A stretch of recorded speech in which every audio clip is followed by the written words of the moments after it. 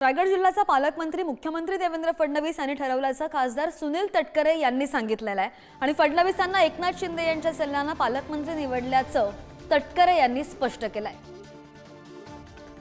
एक असं आहे, मला या विषयावरती काय माहिती नाही।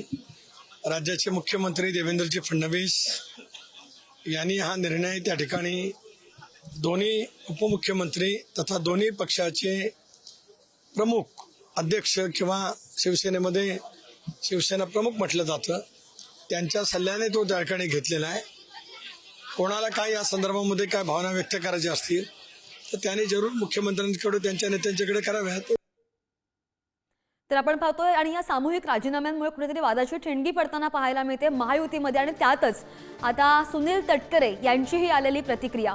दरम्यान रायगडच्या पालकमंत्री पदाच्या वादावर मंत्री अदिती तटकरे यांनी सुद्धा प्रतिक्रिया दिली आहे। काय म्हणतात पाहूया। असं वाटतं की महायुतीच्या कुठल्याच कार्यकर्त्यांनी आमच्या कुठल्याच सहकारी नाराज होण्याचं कारण नाही।